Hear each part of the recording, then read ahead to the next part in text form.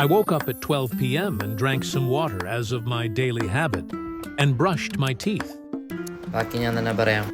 12 മണിക്ക് എണീറ്റതുകൊണ്ട് 12 മണിക്ക് എടുത്ത ഫിസിയോതെറാപ്പി അപ്പോയിൻമെൻറ്റിന് വീണ്ടും ഒരു എളുപ്പില്ലാതെ വിളിച്ച് ചോദിച്ചിട്ട് 1 മണിക്കാക്കി പിന്നെയും പോകുന്നു. അതിനിടയ്ക്ക് വണ്ടിക്കുള്ള ഇന്ധനവും എനിക്കുള്ള പുട്ടും ഞാൻ അടിച്ച് കയറ്റി. അവിടെ നിന്ന് ഇറങ്ങി നേരെ അക്ഷയ സെൻറ്ററിൽ പോയി കുറച്ച് ലൈസൻസിൻ്റെ സംഭവങ്ങളും സെറ്റാക്കി. വീട്ടിൽ വന്ന് നല്ല പുളിശ്ശേരിയിട്ട ചോറും നല്ല തേൻ വരികയും നന്നായിട്ട് കഴിച്ചു. എല്ലാവരും ഉള്ളതുകൊണ്ട് ഇത് പുറത്തു പോകാനുള്ള നല്ല ഒരുക്കത്തില്ല.